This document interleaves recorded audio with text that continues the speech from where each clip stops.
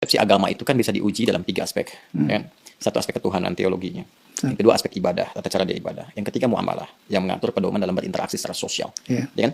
Oke, boleh jadi di aspek yang ketiga, semua menunjuk kepada yang benar, mengajarkan interaksi yang benar dengan sesama. Iya. Silakan Anda cek ya, pasti semua agama mengatakan harus jujur, nggak boleh mencuri, kan, nggak boleh berzina dan sebagainya. Jadi kalau ada yang membolehkan berzina, menipu dan sebagainya, dipertanyakan konsepsi keagamaannya. Di aspek yang ketiga ini, secara hukum sosial, semua bisa sepakat. Tapi dikatakan agama harus memenuhi unsur 2 lagi.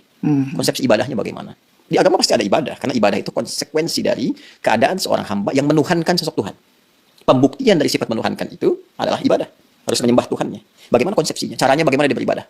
Diatur tidak? Cara dia ibadah seperti apa? Ditunaikan kapan? Bagaimana teknisnya? Apa maknanya? Apa hikmahnya? Apa implementasi ibadah itu bagi kehidupan?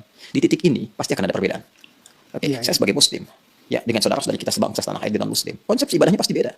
Ya, saya di Islam. Kenapa saya meyakini Islam misalnya? Karena konsepsi ibadah saya, ya, yang saya jalani dalam Islam itu menurut saya yang paling sesuai, paling lengkap, paling akurat, paling rasional.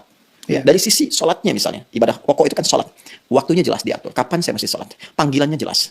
Kemudian bagaimana penampilan saya saat akan menunaikan sholat jelas. Apa yang harus saya lakukan sebelum sholat jelas. Sebelum sholat kamu wudhu dulu. Ada langsung firmannya dari Allah, bukan rekayasa manusia, bukan buatan Nabi Muhammad SAW. Kan?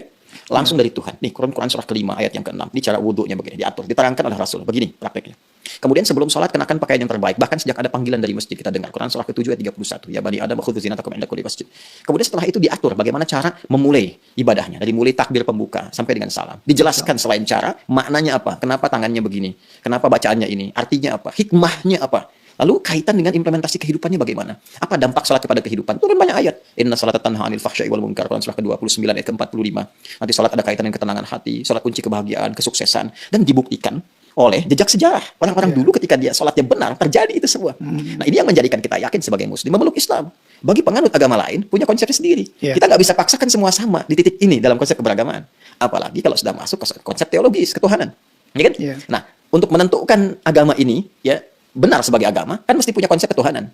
Nah, Islam pun menawarkan kepada kita secara ilmiah dan objektif untuk menguji bagaimana sih standar untuk menetapkan zat itu sebagai Tuhan, ya kan? Apa ukuran-ukurannya? Maka Islam menyampaikan, misalnya di Quran surah ke-42 Asy-Syura ayat yang ke-11, laisa kamitslihi syai' di ujung ayatnya. Ya, sifat Tuhan itu nggak boleh sama dengan selain Tuhan. Ya, harus beda, 100% harus berbeda. Ya, jadi kalau misalnya manusia ini lemah, maka Tuhan mesti lebih kuat. Nggak boleh sama dengan makhluk, ya kan? Kalau manusia berpasangan, Tuhan itu harus esa, harus tunggal misalnya. Demikian banyak hal yang bisa ditampilkan. Nah, konsepsi teologi ketuhanan ini setiap agama itu pasti berbeda, ya kan? Nah, tinggal kita uji. Kan negara memberikan kepada kita hak penuh, merdeka untuk memilih. Dan dahsyatnya, Al-Quran memberikan kesempatan kepada kita itu secara merdeka, terbuka untuk memilih. Bahkan dalam aspek teologi, di Quran surah ke-47 Muhammad, ayat yang ke-19, kata Allah, fa'lam, Anda mesti punya dasar pengetahuan. Annahu untuk menetapkan la ilaha illallah, untuk menetapkan tiada Tuhan selain Allah.